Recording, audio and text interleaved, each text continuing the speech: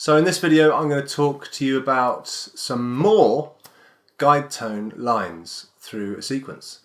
There are more. There's the thirds to sevenths and sevenths to thirds rule that we went through previously. That's where, as I said, it works really well on a 2-5-1 where all the thirds go to sevenths, sevenths go to thirds through a sequence. Now that one is definitely the most stable. It's the most harmonically correct. Describes the chords the best. So that one we don't touch. That stays as it is through there. But there are a couple more options that we're going to go through now that you can tinker with and alter to sound good. But as a rule, it is the 5th to 9th and 9th to 5th degrees of the chord that work well as a guide tone line through a sequence. Now I'm using the term 9th as it's considered an extension. Yes, it's the same note as the 2nd degree of the chord, but we call it a 9th because it's less important than the 1st, 3rd, 5th and 7th. Remember, you got 1st, 3rd, 5th, 7th and then 9th, 11th, 13th. These are the same notes as the 2, 4, 6, but they're less important, so we put them on the top because remember, chords are built up in intervals of thirds. So that's why I'm calling it a 9th. So let's put this guide tone line, 5ths to 9ths and 9ths to 5ths, into our autumn leaves progression. So the 5th of C minor 7 is G. This goes to the 9th of F7, also G. This goes to the 5th of B flat, F, to the 9th of E flat major 7, which is F. Now the 5th of A half diminished is an E flat. The half diminished has the flattened 5th, remember. Then the 9th of D7 is E, and the 5th of G minor is D. Now minor 2-5-1s, which is what this is, more often than not have a flattened 9th on the dominant chord. So we're going to make this E an E flat. The E natural isn't wrong, but the flattened 9th sounds more in keeping with the minor key. Now let's pop in the other guide tone line, this time starting on the 9th of C minor 7, D. So 9ths to 5ths and 5ths to 9ths, remember. So the next note is C. See if you can preempt me actually. Next one, C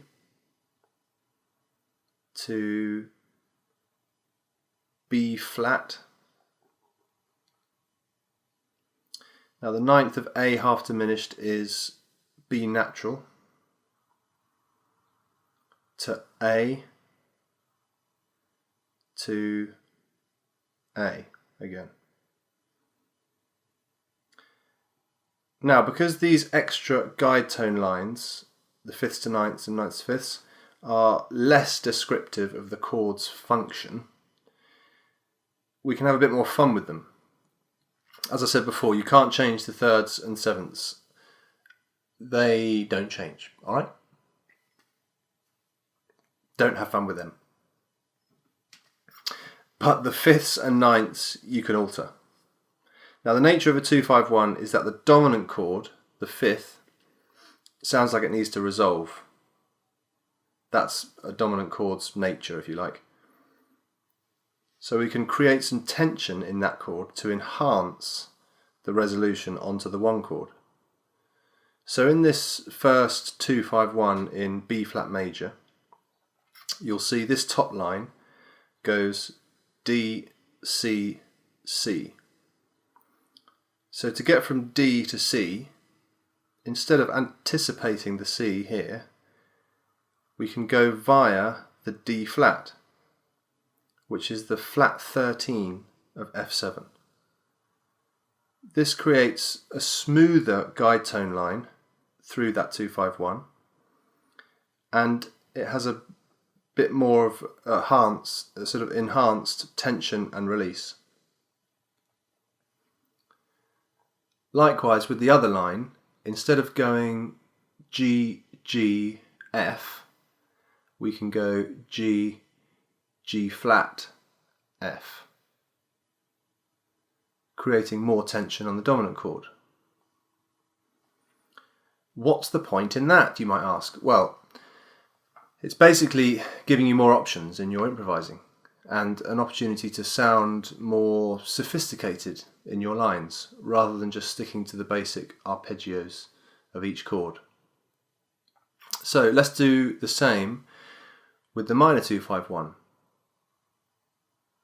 So we've already flattened this E, the ninth, so let's look at the line above. At the moment it goes B, A, A, so to create that smoother chromatic line, let's make the A B flat. So there we have a couple more guide tone lines. These are slightly more fruity, so we're going to test them out and see what they sound like. So this video is demonstrating the new guide tone lines through Autumn Leaves, fifths to ninths and ninths to fifths. We'll start by doing the start on the fifth of C minor 7, so starting on the G. I'll play through, as before, I'll play through the line as is, and then I'll embellish it the second time round. So have a listen to some of those fruity notes.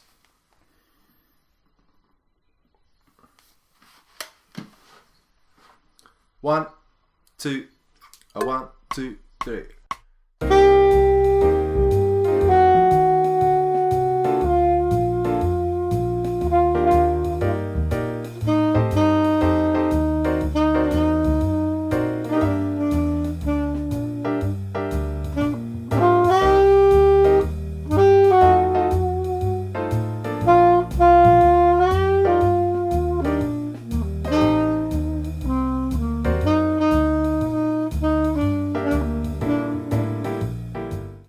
So, very nice. A few little crunchy notes there. I think there's even more in this one. So let's try the one starting on the ninth of C minor 7, which is the D. 1, 2, 1, 2, 3.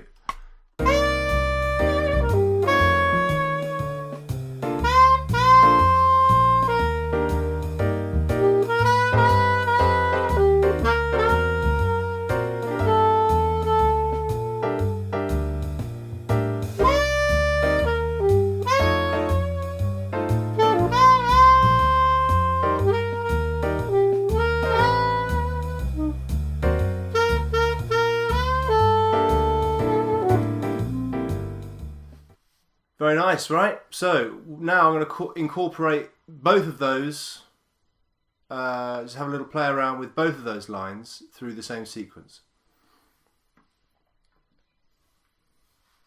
1, 2, 1, 2, 3.